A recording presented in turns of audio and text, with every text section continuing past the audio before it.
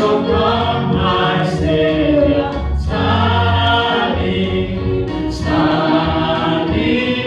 standing on the promises of God, standing on the promises of Christ the Lord, for to Him eternally my last hope, overcoming daily with the Spirit's word, standing on the promises of God,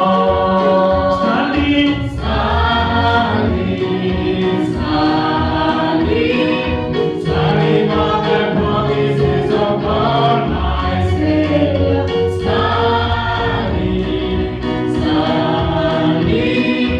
standing on the promises of God,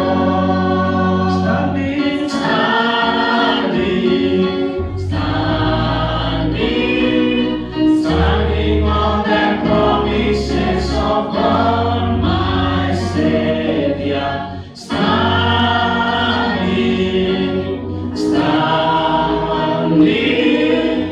standing on the promises of God. Amen. Bwana asifiwe.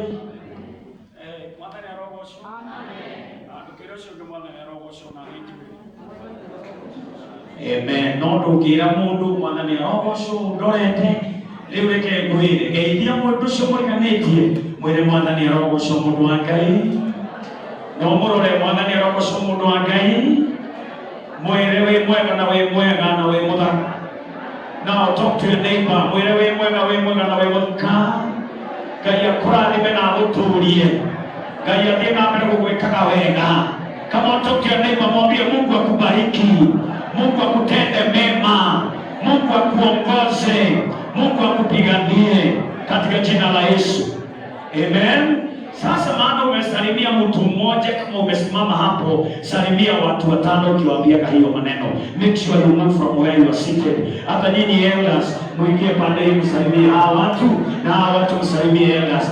Geithia ya tuona shoshwe hautasalimia watu.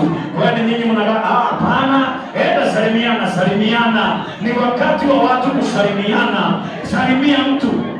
Hapana, hamwezi simama hapo katika jina la Yesu Kristo. Ondoka. Make sure you move from your seats. Hapana, hapa mtoke, hamtotoka hapa. Wagetao nitawaita na majina. Hapa kwa kiti yako, enda salimia mtu. Yeye nataka mtoke hapo nyote. Na hapana enda kumsalimia watu. Kama na kuingia na hiyo. Hatuwezi kuwa tunakaa hiyo kanisani ati hii hapana. Lazima tusalimie kila mtu. Salimia kila mtu. Hapana, rudi ya kafara, rudi kwa watu, salimia watu. Make sure unasalimia kila mtu. Enda foto, salimia watu kabisa. In the name of Jesus. Yeye mwele mundu wa Ngai. Hii ni maneno gani? Lazima watu wasalimiane. Waulizane Mungu umekuwa na nani? Salimia watu 10, salimia watu 200. In the mighty name of Jesus. Yes, in the name of Jesus. Let the church be the church. In the mighty name of Jesus. Watu watusalimianani, lazima tusalimiane. In the mighty name of Jesus. There has to be a fellowship in the house of the Lord. In the name of Jesus. Wengine mlionana mwaka jana. In the name of Jesus. Salimia mtu watu unamuuliza, wewe Mungu amekufanyia namna gani? Wewe Mungu ametendea wewe namna gani? In the mighty name of Jesus Christ. Yes, let the church be. Haya, sasa kaeni tu hivyo. Hata kwanza simameni sasa, simameni.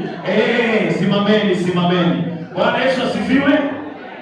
Mwana ni arogosho. Naona ule mwana kinyageni kila ugare, ule kila ugageni ni kila ugare mwaka na. Bwana asifiwe sana. Hata niwaambie kanisa. Ni makosa sana kanisa kuwa kama parliament. Amen. Bwana Yesu asifiwe. Hallelujah. Msirudi. Ni hapana, msirudi. Kaide hivyo. Ni makosa kanisa kuwa kama nini? Wewe wacha kwanza kurekodi. Kwa sababu gani?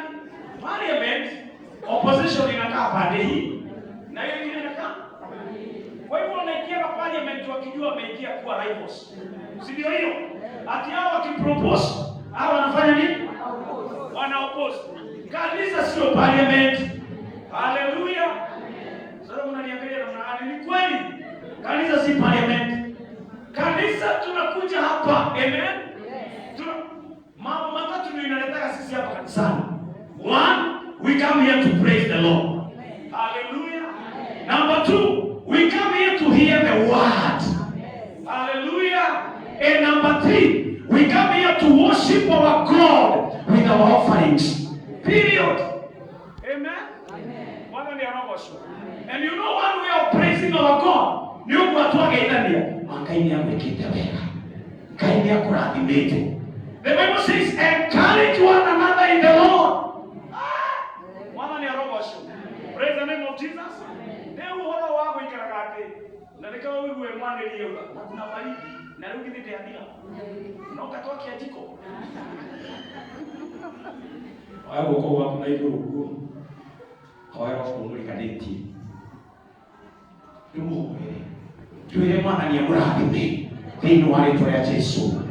My brother, my sister,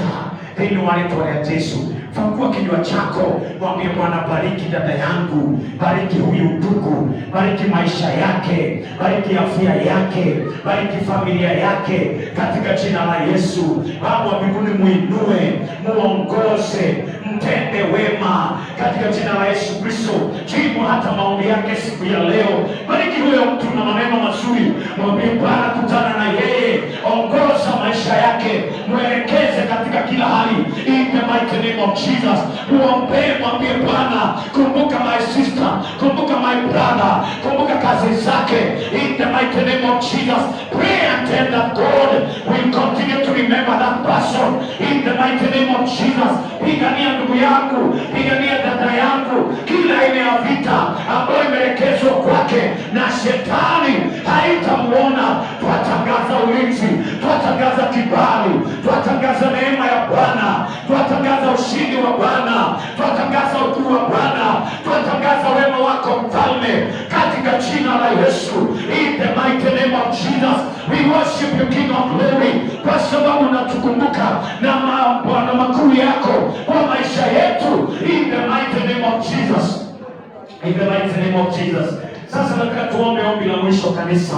Si tuombee kanisa la Nakuru Workers. Katika jina la Yesu, inua mkono wako, mwambie Bwana, ni kweli tuna mahitaji mengi, tunahitaji pesa, tunahitaji kuhama hapa chini, tunahitaji kwenda hapa juu. Si ufungue tu kinywa chako, mwambie Bwana, tukumbuke, tupatie rasilimali, tupatie nguvu ya kujenga. Baba wa mbinguni, tunakataa kuendelea kukaa mahali hapa, tunaumia na baridi. Jina la Bwana lipewe sifa. Tuombe Bwana, hatutapenda kuingia kwenye baridi tena.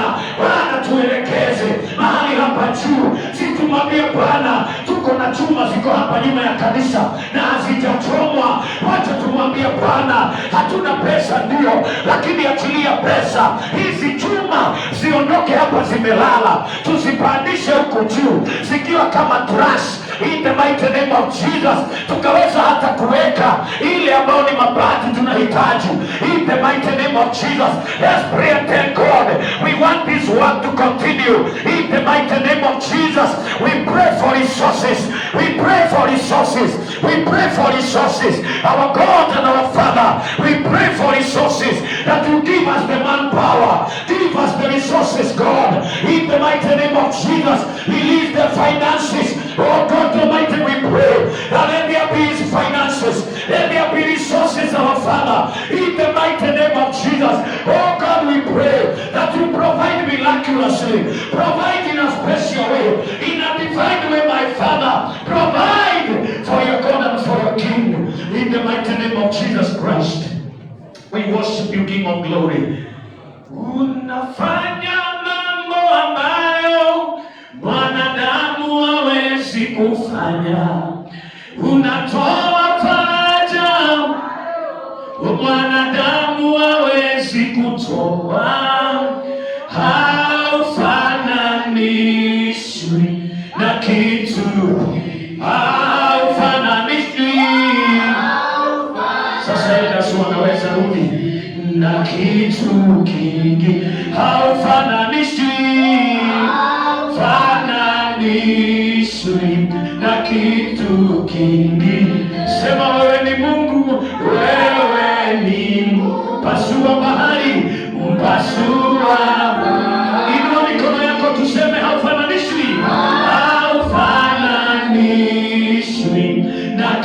kitu kingi haufananishwi, haufananishwi na kitu kingine. Unafanya mambo Bwana, mwanadamu hawezi kufanya. Unatoa faraja ambayo mwanadamu hawezi kutoa. Bwana, haufananishwi na kitu kingi, haufananishwi, haufananishwi na kitu kingi. Sema wewe ni Mungu, wewe ni Mungu. Tuliza bahari, tuliza bahari. Haufananishwi, haufananishwi na kitu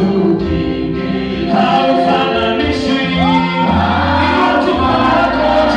Inua mkono wako moja, sema haufananishwi.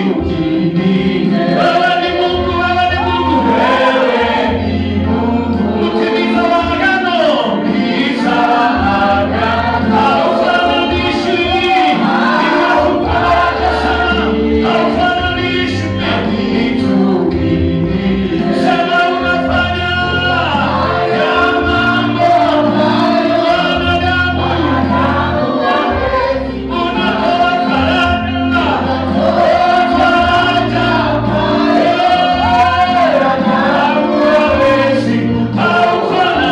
haufananishwi, haufananishwi na kitu kingi. Haufananishwi, haufananishwi na kitu kingi. Haufananishwi, haufananishwi na kitu kingi. Tunaweza kupigia Bwana Yesu makofi mazuri jamani. Thank you Jesus. Haufananishwi. In Jesus name we pray. Amen. Tunaweza keti. Na ukikaa chini mwambie jirani karibu. Asante. Thank you very much. Bwana Yesu asifiwe. Hallelujah. God is good. And all the times. Hey, and that is his nature, and especially now. Bwana Yesu asifiwe. Amen. Nimeokoka, Kristo ni Bwana, ninamshukuru. Ujumbe wa siku ya leo unasema kichwa chake, with God all things are possible. Bwana Yesu asifiwe. Ningependa turudishiwe tuwekewe Matthew 19:26.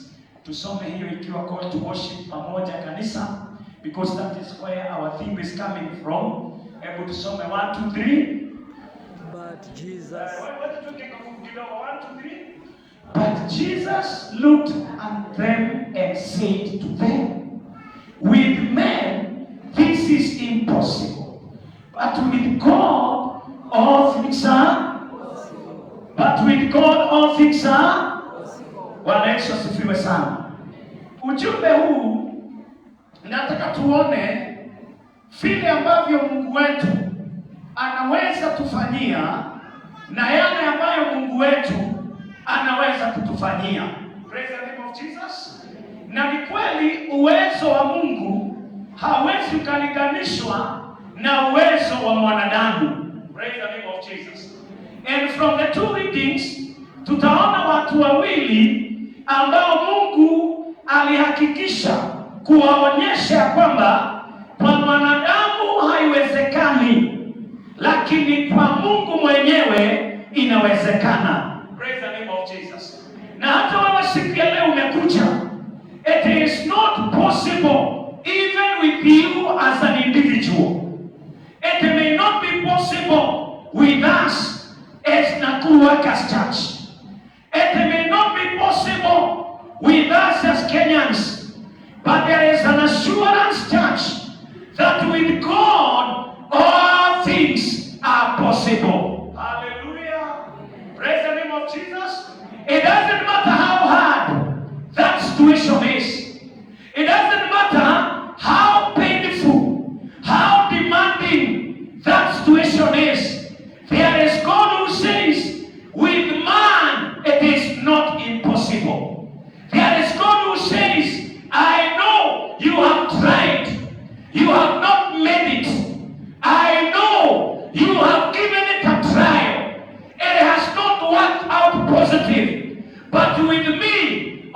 are possible in the name of Jesus. Hallelujah. Praise the name of the living God. Now from the two readings, from the book of John, chapter number 5, from verses number 5, the Bible speaks of a certain man. I'm not going to speak about the rest. But from number 5, the Bible says this. Let us read church.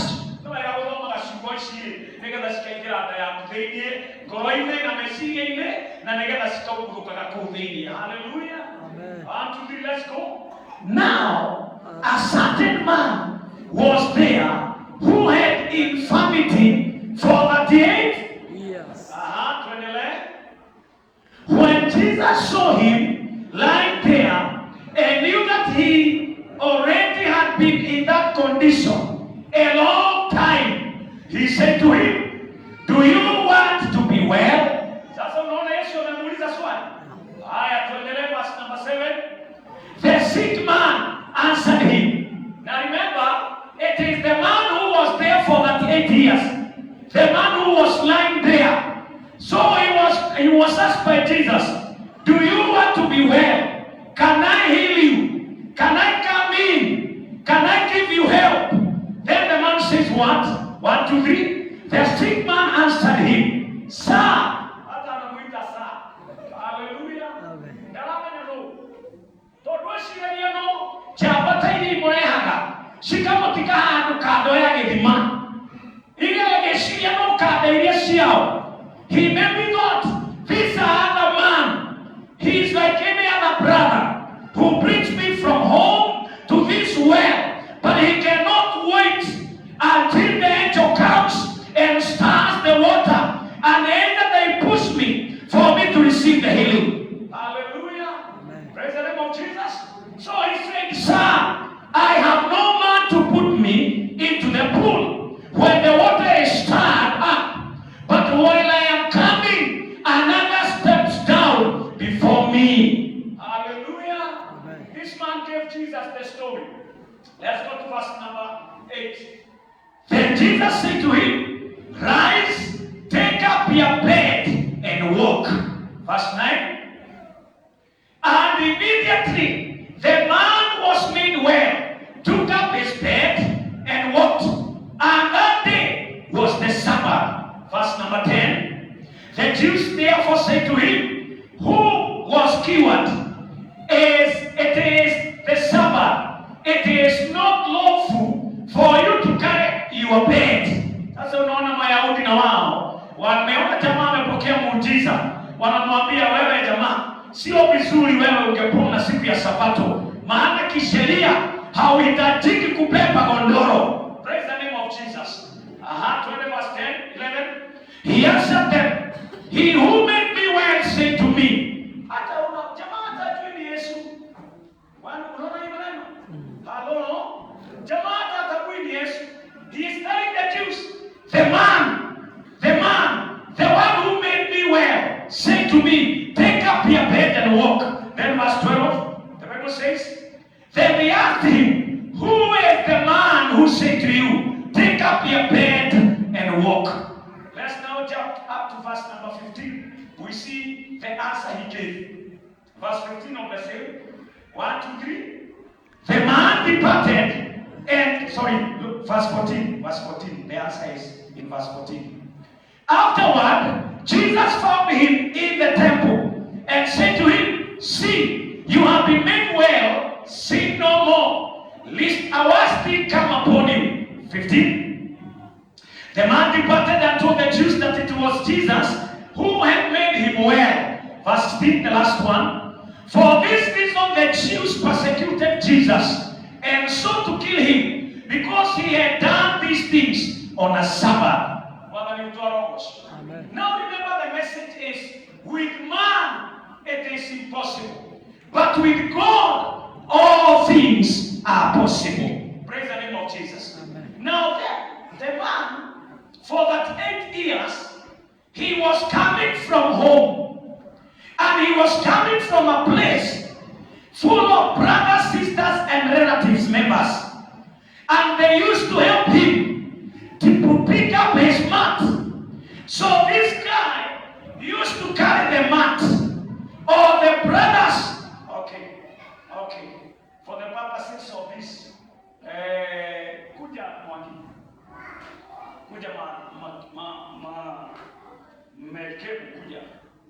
Na tunangojea hiyo CD kwa gharama. Praise the name of Jesus.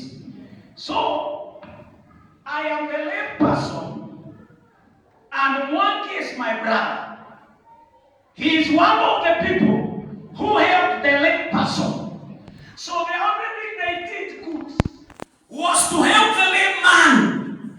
They carried his mat and they helped him up to where the pool is. Hallelujah. After they come to where the pool is, they drop the mat down beside the pool, and the lame man used to sleep on the mat. Hallelujah. Then the brothers and sisters, they go back home until the evening. They will come to pick the mat and their lame brother back home for the first year, for the 10th year, for the 15th year, for the 35th, for the 35th year, until the 38th year. Praise the name of Jesus. Hallelujah. That tells us these guys, they were limited.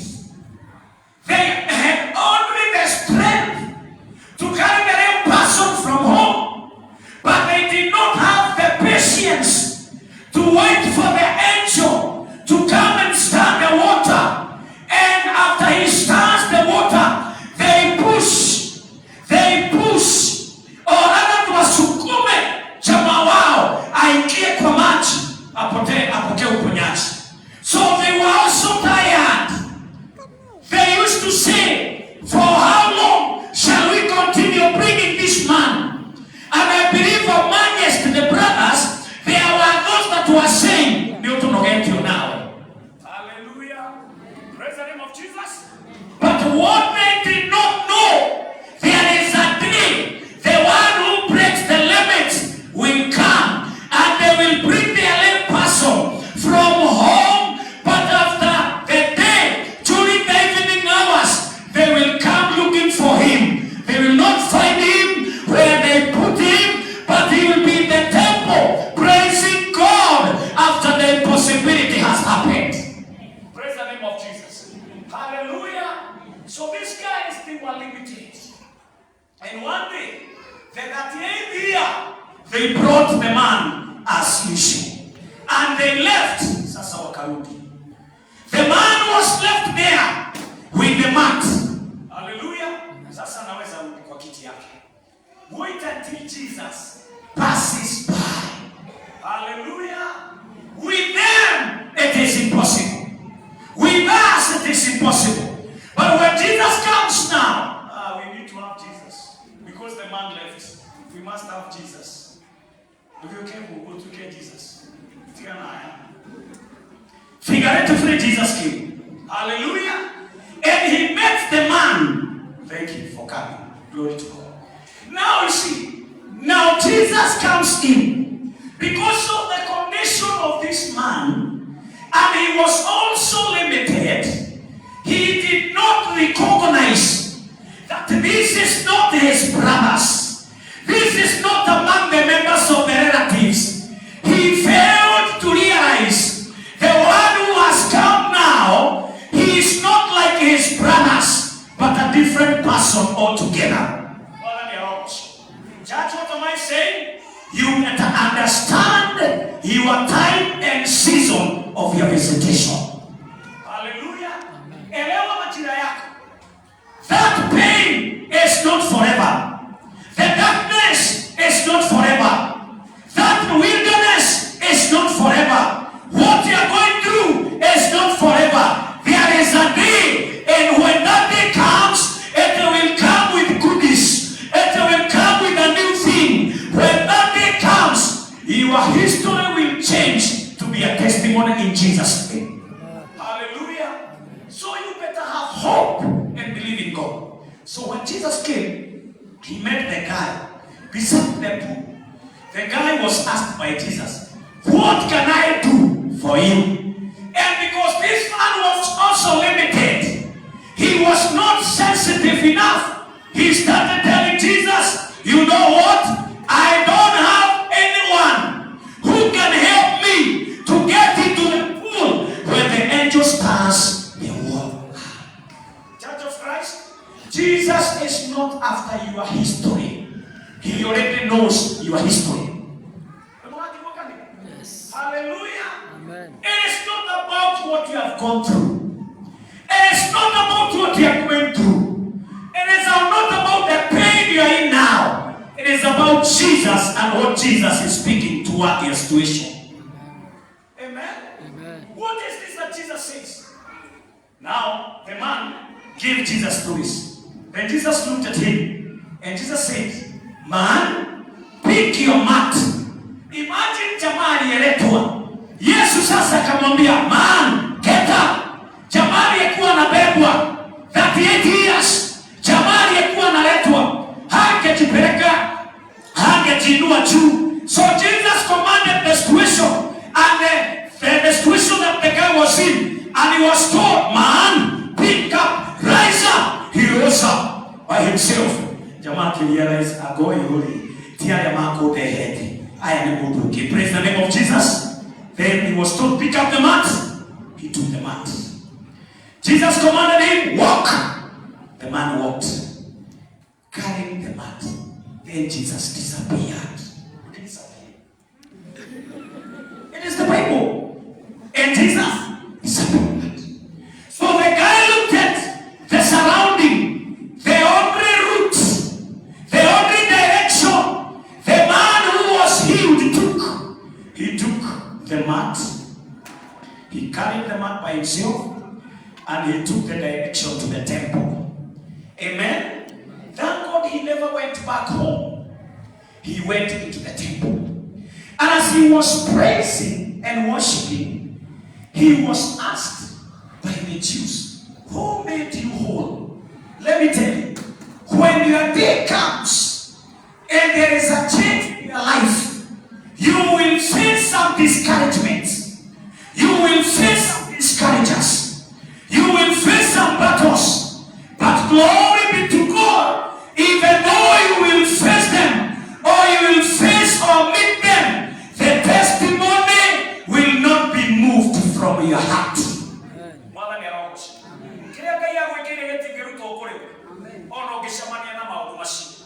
Look at the Jews. They are asking this man, who made you well? And it is on a Sabbath.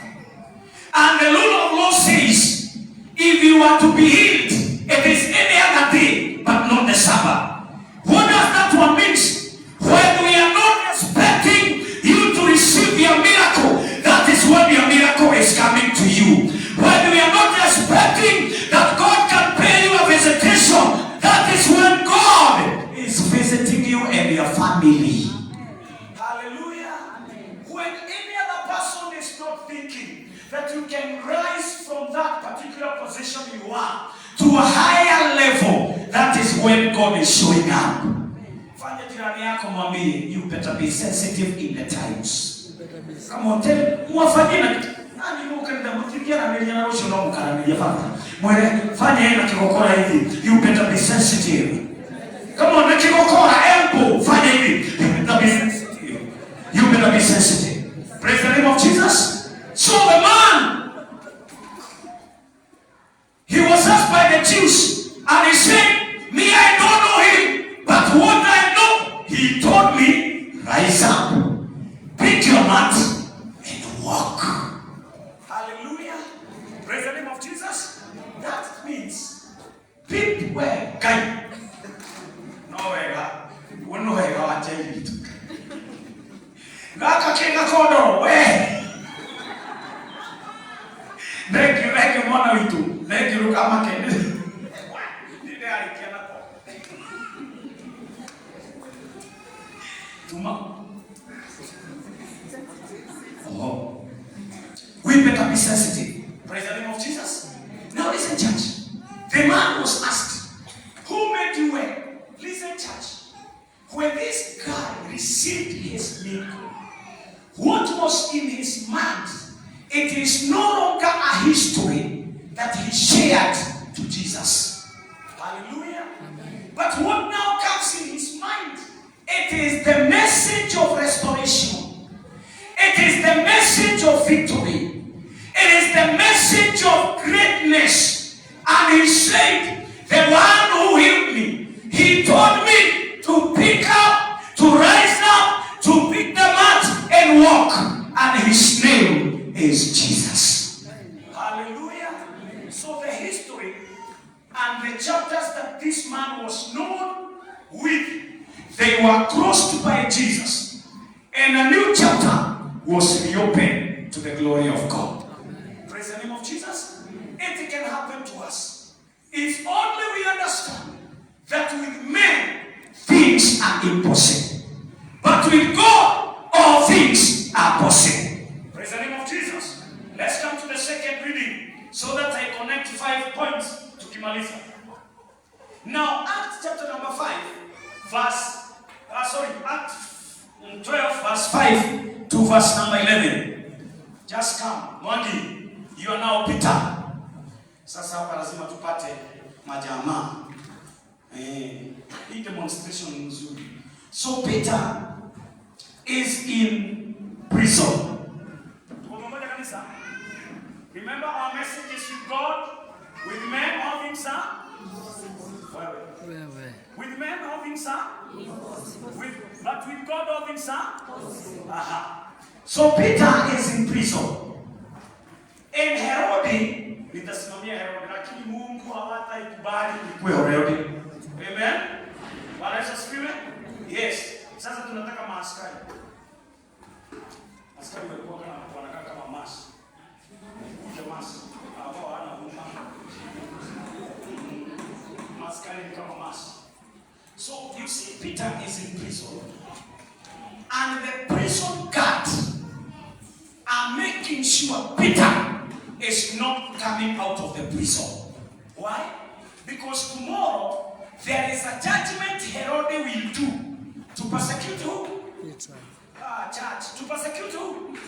To persecute who? Now, the church, na nini kanisa? You represent the church. When the church heard that Peter is in prison, the church never went to comfort. The church prayed. Praise the name of Jesus. In other words, the church took their position. The church said, no, we are not going to let Peter to perish in the prison.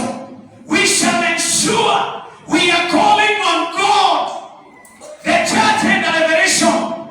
It is true. We cannot go and get Peter in prison. It is not even possible. It is not even possible to face Herod, to get Peter out of the prison. But they realized there is a game changer, and that is their God. Amen. So they went down on their knees. They prayed earnestly. They worshipped. They called God. They reminded God, Peter is your disciple. Peter is your servant. We need Peter to come and preach. We need Peter to come and minister. We need Peter to continue. And you know what? This is the same Peter that was walking and the shadow ilikuwa inaponya watu. Praise the name of Jesus. Hallelujah. Now the church, the Bible says, honestly, the church was in prayers. So as the church was praying, the God of all possibilities started working. Hallelujah. Hebu mwambie mwenzako, my neighbor. It doesn't matter where you have been put or where you are now. The determining factor, it is God working on your behalf.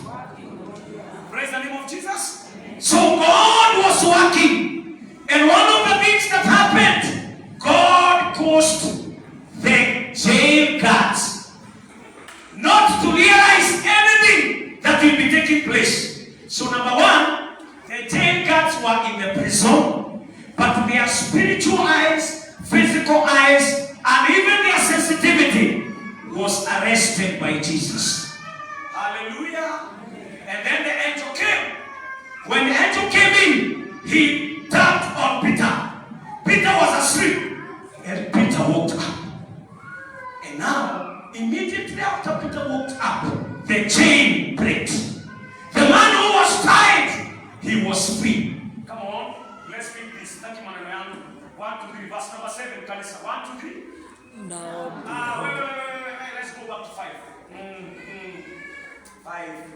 Tulisema tupita juu ya neno. Ninasema hii tunamaliza 1, 2, 3. Peter was therefore kept in prison, but constant prayers were offered to God for him by the church. by the not the four walls. Church, you and me. Bwana ni roho. Hallelujah. It is not about a certain district. That is the name.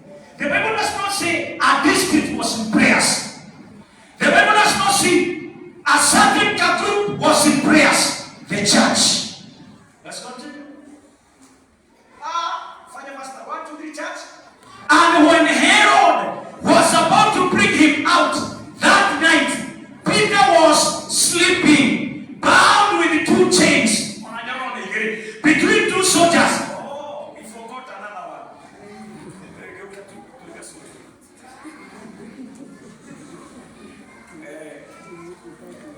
Hii maneno sio mimi. Hii maneno kwa sunona. The goodness with soldiers we have here, They are serious. hallelujah. So watapita angeona hivi. So I was in between the 2 soldiers. And the guards before the door were keeping the prison. Imagine this is the gate. There is another soldier here ensuring Peter, even though you escaped the first soldier and the second soldier, you cannot escape the gate soldier. Praise the name of Jesus. Lakini With man, it is impossible. But with God, it is possible. hallelujah. Let's go to the next verse. The Bible says what? Now behold an angel. Bwana ni roho. In the midst of all these things, an angel came. Let's read. Now behold, an angel of the Lord stood by him. And the light shined in the prison, and he struck Peter on the side and raised him up, saying, Arise quickly. And his chain fell on his hands. Hallelujah. Can I say this, church? In the midst of what you are in, God is well able to rescue you. Hallelujah. In the midst of that challenge, in the midst of that darkness, God is going to make light shine for you. Bwana ni roho. Hallelujah. In the midst of the situations that we are in, even as a parish, as a nation, as a church, we have God who can break the limits. Praise the name of Jesus. Now, the man, when he saw the light, verse number 9, verse number 8, twende huko, inasema nini? Then the angel said to him, guard yourself and tie your sandals. Kumbe prison sio Kenya tu naingiaga bila viatu. Hello. Hata prison huko jamaa hakuwa na nini? Viatu. Sasa unaona kama mimi nasema si kweli? Bwana asifiwe. So in the prison jamaa was having no Shoes. So he was told, guard yourself, tie on your sandals. And he so did. And he said to him, put on your garment. Hallelujah. Amen. Because he was wearing a prison garment. Listen, church. Here the prison garment means you are identified that you belong to committee. Hello? Hello. That you belong to Committee. committee. You belong to Kirimani. You belong to Kodene. You belong to Shimuratewa. But that is not the garment that God will set you free with. That is to say, we know you by your challenges. We know you by what you go through. We know you by your past. We know you by the tears. We know you by the pain you go through. Wait until God comes. You will leave that pain behind you. You will go having a joyful celebration. Amen. Praise the name of Jesus. Let me tell you, when God comes in and he does the impossibilities, you will not go with your past histories. Something new must happen. So the guy was told, now man, get out. Put on your garment and follow me. You guards remain there. Assume the other guard is there. Now we need a guard or somebody to come and take this man from here. An angel. Nenda kafia kalia hii kiti ya kiongozi. Kuja. Tutumie mtano. So when the angel came, he told him, guard your sandals, put on your garment, follow them. You follow him. So this man who was here, plus the angels, plus the guards, they never realized that a day for Peter to be in prison has expired. Now this morning, there are people who came here. Your day, your night, your wilderness, your pain today has come to an end. In the name of Jesus. It has come to an end. Because the one who has intervened in your situation, he is not a man, he is a superman. Praise the name of Jesus. So the guards who are left, guarding nothing. Hallelujah. Praise the name of Jesus. Let's go to verses number 10. Verses number 9. So, wait. 9.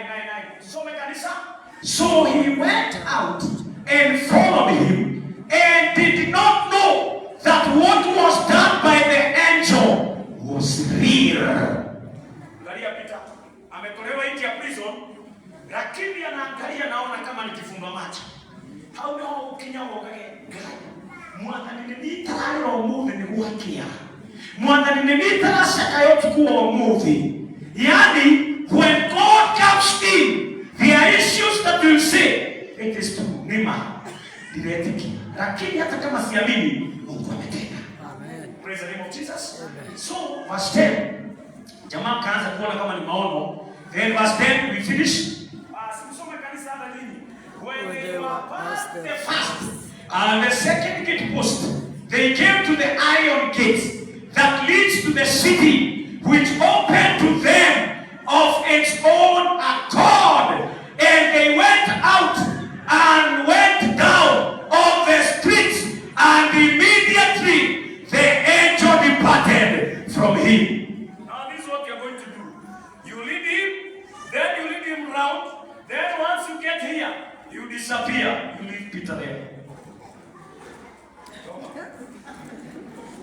This is what God did. He led Peter out of the city, and they went down. They went down. After they went down, when Peter will come to here, to this place, together with the angel disappeared. And Peter did what?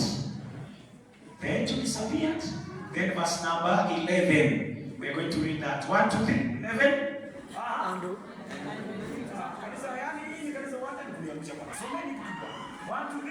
And when Peter had come to himself, he said, now I know for certain that the Lord has sent his angel and has delivered me from the hand of Herod and from all the expectation of the Jewish people. Finish verse 12.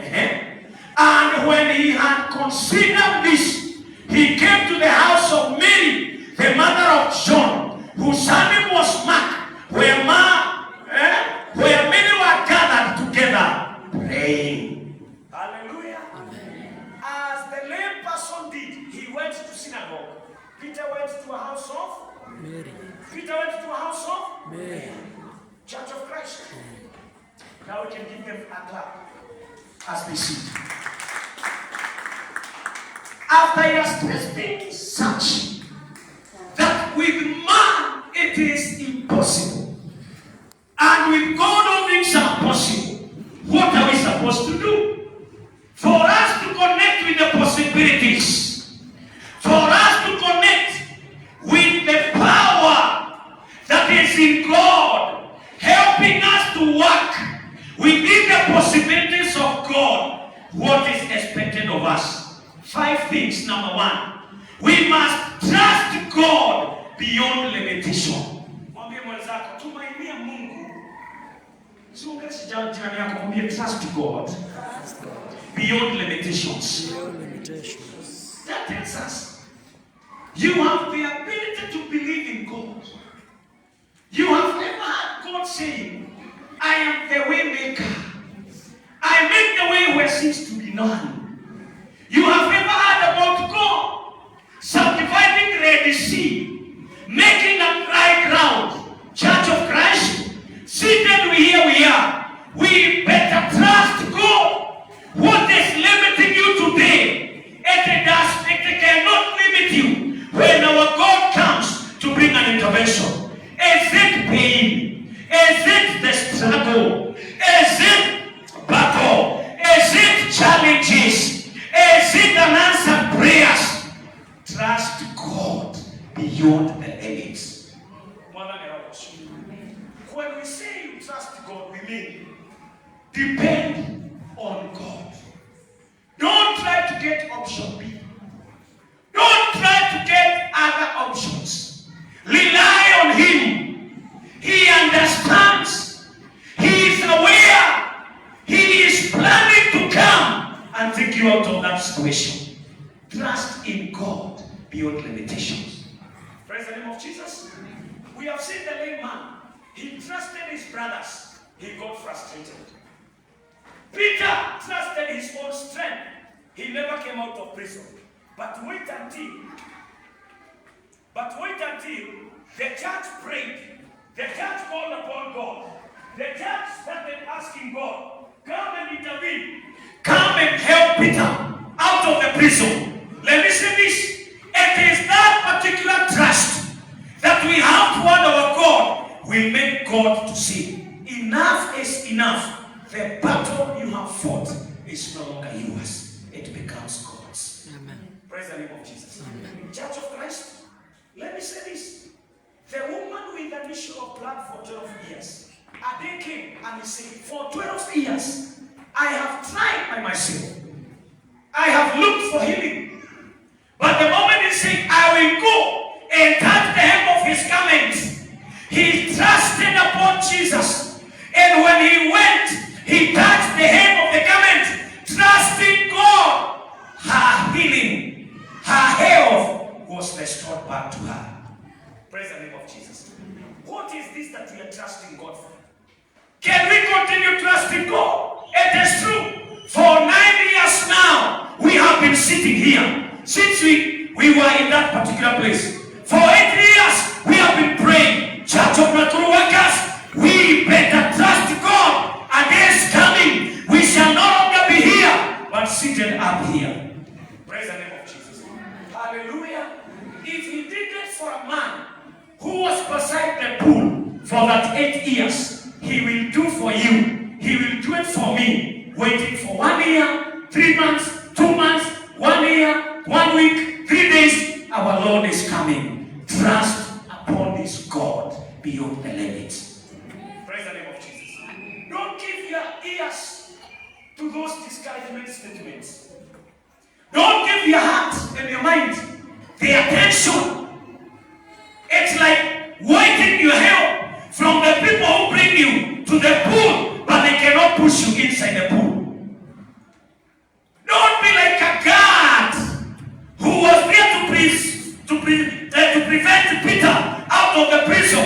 But how I pray, the guard realized that Peter is no longer going to be a prisoner again. They would have said yes to the master. As Peter is coming out of the prison, they would have said yes, angel, carry us as well. Praise the name of Jesus. Hallelujah. We should not fail. We should not faint. Let us trust God beyond limitation. Praise the name of Jesus. You asking God for an open door? Yes. He understands. Anna was there. She prayed. And I was doing this calculation. When Anna gave birth to Samuel, Penina had already 5 children. Praise the name of Jesus. If Penina was giving birth after every 2 years, so Anna waited for 10 years. Hallelujah. But wait until when your miracle comes, the rest will be stories. Amen. Amen. And God gave in, and He gave Anna a song. It is true now, I know. It is God who has the ability to open the barren womb, and you give birth your miracle is on the way. Can you trust upon God? That challenge, that issue that is putting you down, trust God beyond the limits. Number 2, acknowledge God's mighty power. Tell your neighbor, acknowledge God's mighty power. Come on, tell your neighbor with a passion. Acknowledge God's mighty power. Now you see, when God came, when Jesus came, the man was telling Jesus, I don't have a man. He was after a man to help. But the moment he was told, pick up your mat, get up and walk, the power that spoke to him, he acknowledged and he acted upon that power. Hallelujah. Praise the name of Jesus. Let me ask you this question. What is this that God has spoken concerning you as an individual? Is there anything that God has said concerning you as a family? Is there anything God has spoken to us as a church? We better acknowledge the one who speaks. He is faithful to bring it to accomplishment. Hallelujah. Amen. Any other man may speak and he may not fulfill. Any other man may speak and he may not act on what he has spoken. But God is not limited. That is why he said, with men it is impossible, but with God it is possible. Amen. Praise the name of Jesus. Amen. Can you believe?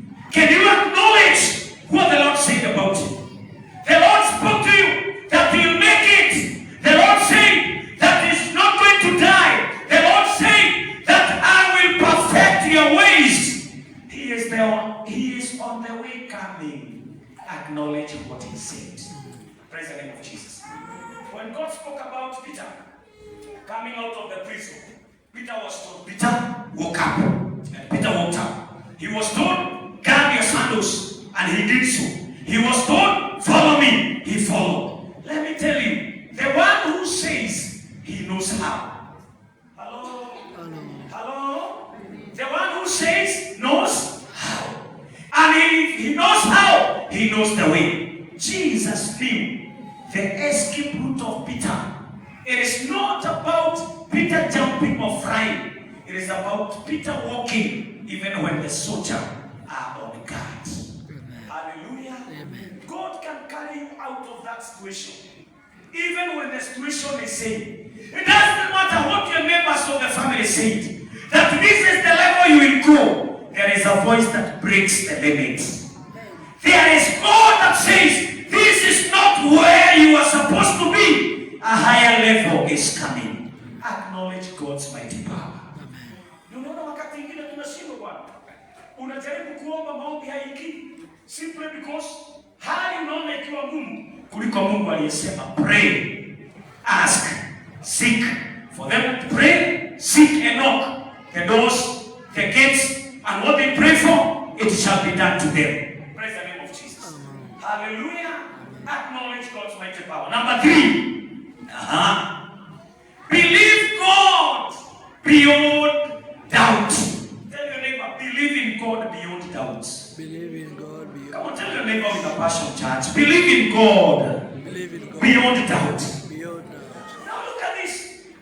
From the scripture, we have seen Peter after the prison, and he's coming from the first gate. He saw as if he was in a vision. Hallelujah. Mother Nerobos. Unachua. It is good for us to have our inner eyes open. It is good for us to have our inner ears open.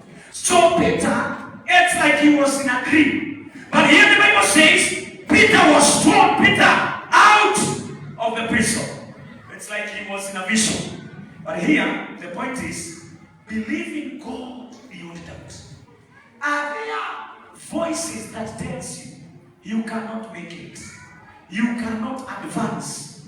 Are there voices telling you, you are hopeless? Are there voices saying, you are rejected? Please, don't pay attention to those voices. Believe in God who says, you are fearfully and wonderfully made. Are there voices saying, You cannot make it. Believe in the one who says, I can do all things through Christ Jesus, who gives me strength. Amen. Hallelujah. Amen. What is this that the Lord has said? Imagine a time has come, even as we pray, and as we continue with prayers. It is high time for us to destroy the spirit of doubt, to deal with the issues that sometimes comes and tells us through whispering. Ni kama haitawezekana. Come on. Can you put for us Mark chapter number 11, verses number 23 and 24? For the purposes of that belief. Support that. Mark 23. Yes. Can we read all of us? 1, 2, 3. For assuredly, 1, 2, 3. For assuredly I say to you, whoever said to this mountain, be moved and be cast into the sea, and does not doubt in his, heart,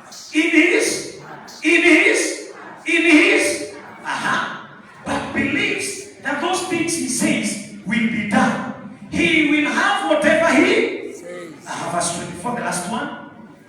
Therefore, I say to you, Move 1, 2, 3. therefore, I say to you, this is Jesus, whatever things you ask, when you pray, pray, It says whatever things you ask when you pray, believe that you receive them, and you will have. them. praise the name of Jesus. Amen. So the one who says asking, that's what you want. In prayer, he is the one who has the answer of that what you're asking. Amen. Praise the name of Jesus.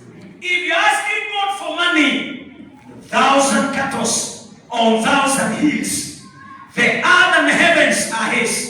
Psalms 24 from verse 1. Write that at home. Everything we want, he has, and he has it. He is the custodian of good health. He is the custodian of the progress. He has my destiny in his hands. So who are you, oh you spirit of doubt, when you try to whisper that I will not make it? I will make it, because the one who says is helping me to make to the end. Amen. Praise the name of Jesus. Amen. That is why he says, The battle is not yours. Don't fight. Just believe it. He says, I am the mighty man of war. Exodus 14:14. He is the God, the mighty man of war. So when the battle comes, stand at your position and tell God, this battle belongs to you. praise the name of Jesus. He has never lost in battle, so you will never lost in battle. If only you believe in him beyond doubts. Number 4. For us to connect with this God of possibilities. Number 4. God is in control. Tell your neighbor, God is in control. Come on, tell your neighbor, God is in control. Tell your brother, God is in control. Imagine the two angels, the two gods, you saw them. And God took the control. And he said, I don't need a power soul. I don't need a hand soul. I don't need anything to break the chains. I will only speak to the chains. Hallelujah. Amen. Can we allow God to speak? Can we allow God to speak on our behalf? Yes. Can we allow God to take control? Can we allow God to come in and we allow him to be God and he will change the situation? When God takes control, there has to be a change in every situation. There has to be a transformation. There has to be a testimony. There has to be an answered prayer. Let God take control. Praise the name of Jesus. Amen. That is why it is difficult. You see, as I finish, Bartimaeus, when he was asking for help, and he was just put beside the roads, he had Jesus passing by, and he realized this is somebody's that is very unique in the city. And he started saying, Jesus, Jesus, Son of David, have mercy on me. Then people were telling him, shut up. Hallelujah. Hallelujah. Amen. People were telling Bartimaeus, Shut up. come on, shut up. Shut up. You are disturbing the meeting. But Jesus heard. And he saw somebody full of faith. Somebody who is in need of Jesus to come and control his sight. Jesus said, oh, stop. Stop silencing Bartimaeus. The same guys who were silencing Bartimaeus, they were sent by Jesus. And they were told, go bring Bartimaeus. Wacha nikwambie kitu moja. When God takes control, whatever is yours will rocket you wherever you are. Praise the name of Jesus. So they were sent. They came, they took Bartimaeus. Nafikiria kuna majamaa hata walichukua ile pesa alikuwa amepewa. Maana Bible haisemi elekea pesa iliende wapi. Ama nyinyi mnaonaje? Sio majamaa walibeba pesa ya Bartimaeus. Lakini wengine hata kama walinungunika, tobi yetu na wake igwero. But they never knew Bartimaeus will never be blind again. Praise the name of Jesus. Amen. So when Bartimaeus came where Jesus was, Jesus asked Bartimaeus, what can I do for you? Bartimaeus knew that this man, if he speaks, if he takes control, me and blindness, we will never share a city. Hallelujah. Amen. Oh, Bartimaeus said, Master, I want to see again. And Jesus said, by your faith, receive your sight. Amen. Hallelujah. Amen. The man never went back to the Lord's side to beg, but rather he followed Jesus. And this is what I declare with all humility. Allow Jesus to take control, and your life will be different. Amen. Allow Jesus to take control, and things that are challenges and problems even to us, we shall have a walkover. God is the one well able to do exceedingly, abundantly above our prayers, our faith, and what we believe in Him for. Because this is God that says, with men it is impossible, but with man it is possible. Can we rise up on our feet in the name of Jesus Christ? Thank you, Holy Spirit. Thank you, Holy Spirit. Thank you, Holy Spirit. I want you to pray for yourself today. I'm not going to pray for anyone. But can you just tell God, I'm trusting you. God, I'm depending on you. Number one, you have said, trust God beyond limitation. Just lift up your hand and open up your mouth and pray that God help me to trust in you. Nisaidie kukugoja. Nisaidie kukutumainia. Just lift up your hand, every one of us. Open up your mouth and pray. And tell God, help me to trust in you, Father. Are there things that you are trusting God for your family? Are there things that you are trusting God for in that place of work? Are there things that you are trusting God for even in the situations that you're going through? Can you just trust God for that better health? Can you trust God for breakthrough? Can you trust God that He will fight that battle in the mighty name of Jesus? That He will give you a testimony in the mighty name of Jesus. Can you trust that God is going to make a way in the midst of that storm? God will make a way. Can you trust God that in the midst of that darkness there is a light that is going to shine for you in the name of Jesus? Pray in the name of Jesus. Pray in the name of Jesus. Open up your mouth and pray. Just tell God, I'm trusting you for this particular avenue, for this opening in the mighty name of Jesus. Mwambie Bwana, ninakutumainia ingawaje ninasikia mimi ni mnyonge na mdhaifu, ingawaje ninahisi kana kwamba nitafika mwisho. I am trusting you in the mighty name of Jesus. I am trusting you in the mighty name of Jesus. Ombi la pili, mwambie Bwana, ninatambua uko na nguvu za kuniondolea machozi. Mwambie Bwana, ninajua uko na uwezo wa kufungua kurasa mpya katika maisha yangu. Mwambie Bwana, ninajua uko na nguvu ya kunyamazisha sauti zote ambazo zinapingana na mimi. Mwambie Bwana, ninajua una uwezo wa kuondoa milima, wa kuondoa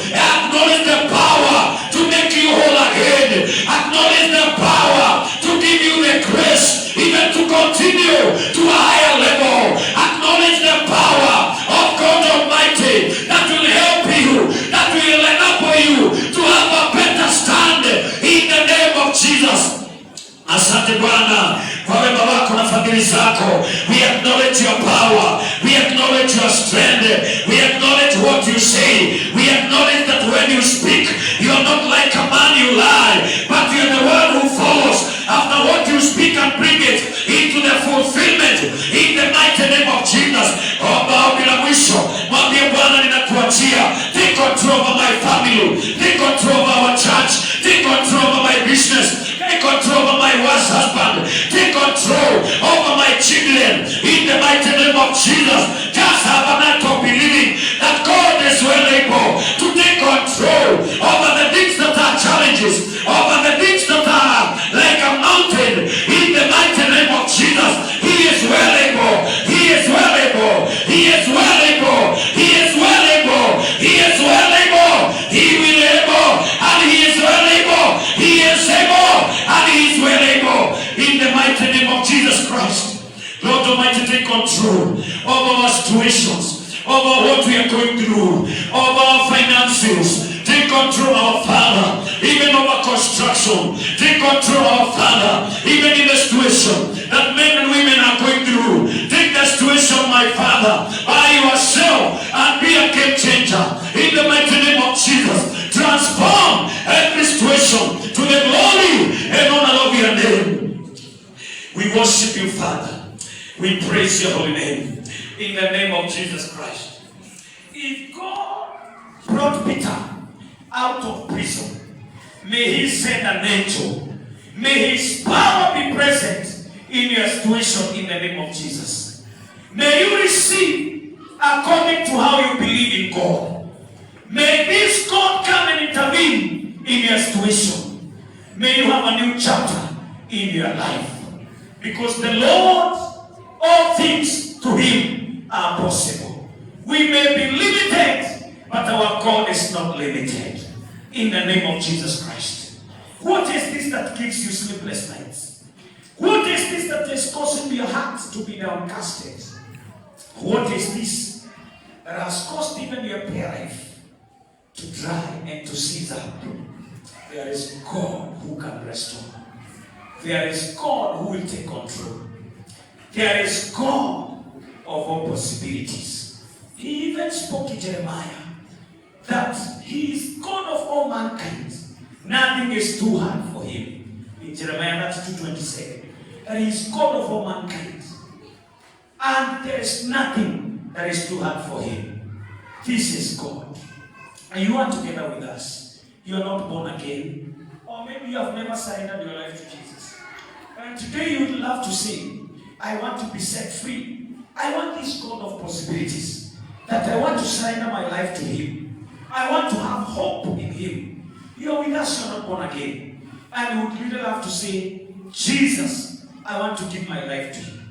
You are here with us. You are not born again. Just come. We pray for you.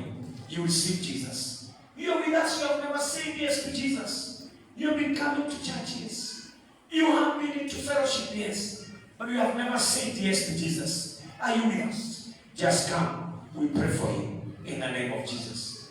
If there is anyone together with them, you are with us today, yes. And you say, true. I want to believe together with the preacher. I want to believe together with the church. Remember the Bible said that when the church was praying earnestly, Peter came out of the prison. That is why I love when I pray for people. We pray a prayer together. Because there is that synergy of prayer. And God honors the prayer of agreement. You're with us today. And there is something that you really feel you want us to pray together. We believe God together. As point number 4 was, believe in God and do not doubt.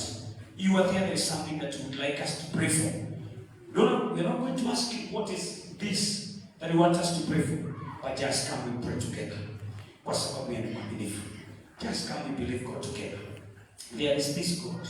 If he did it to Peter, he can do it for you. Don't fear, just come. We pray together. What is this that you're asking God for? What is this that you're believing God for? What is this that you're trusting God for? Let your trust win the heart of God. What is this that you're waiting God for? And in that house, in that life, in that challenge, what is this that you're trusting God for? He is well able.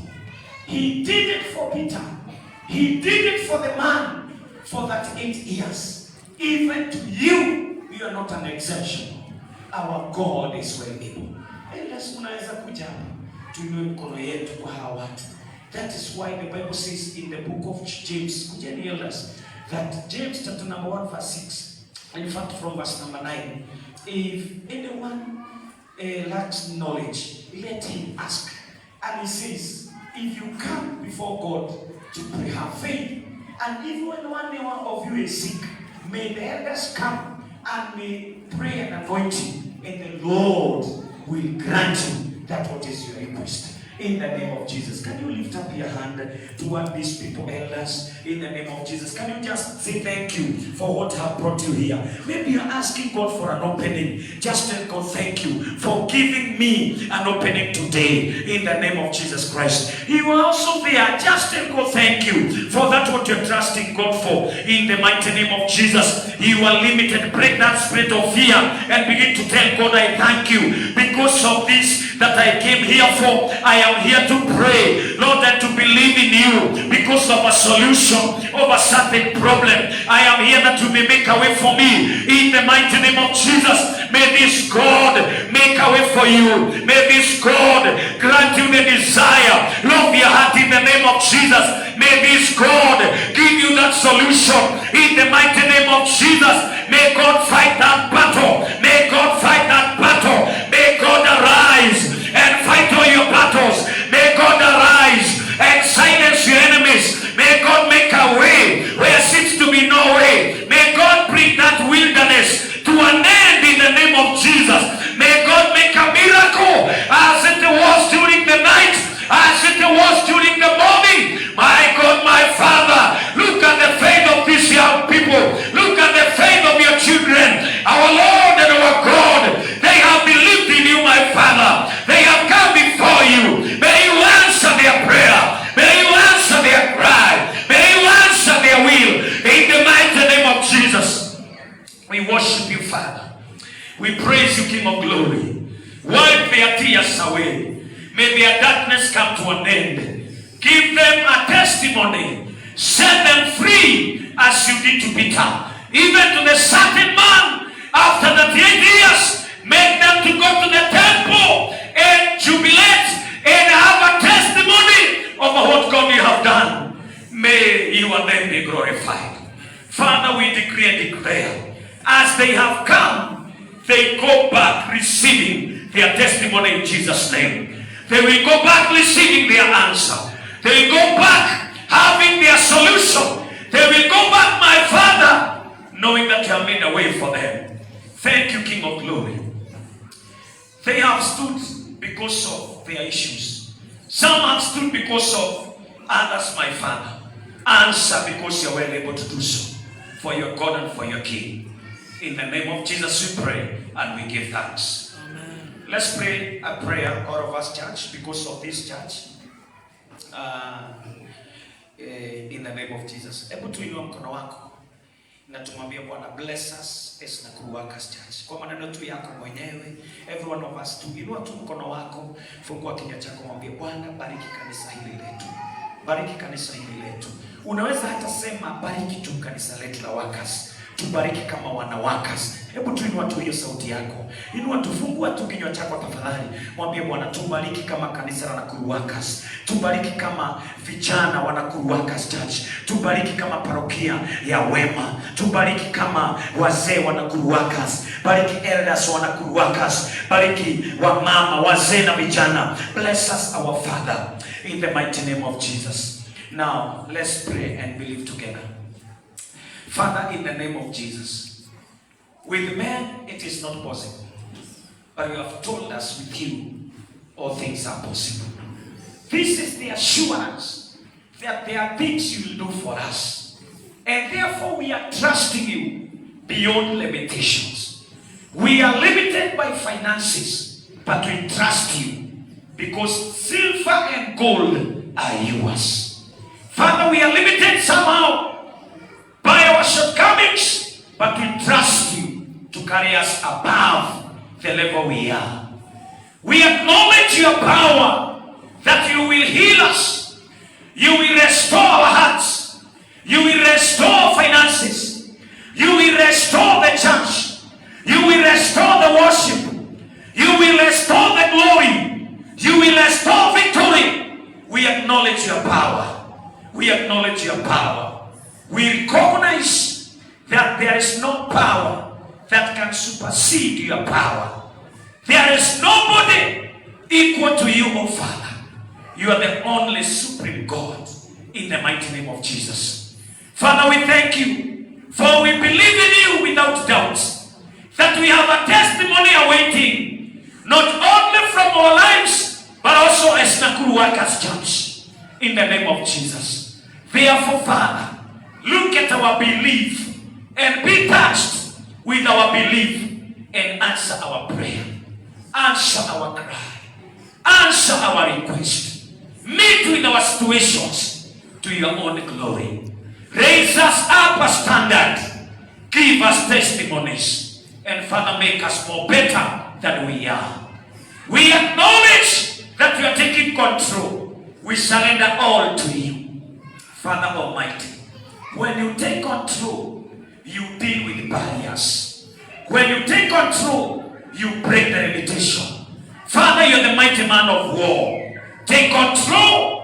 Let there be divine intervention in this parish, in our congregations, in our districts, in our families, and in our lives. Father, we pray that you take control and change our histories into testimonies. Be the game changer in our lives. Let there be transformation. Father, take control and let there be permanent healing in our hearts, in our minds, in our souls. Our Father, we pray that from today henceforth, we shall continue to recognize that with you, all things are possible. In the name of the Father, the Son, and the Holy Spirit, we pray. Amen. We can give God a mighty clap in Jesus' name as we sit now.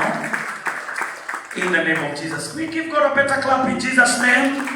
Amen, amen, amen, amen, amen, amen. Amen. Just tell your neighbor, indeed, with men, come on, tell your neighbor, indeed, with men, it is impossible.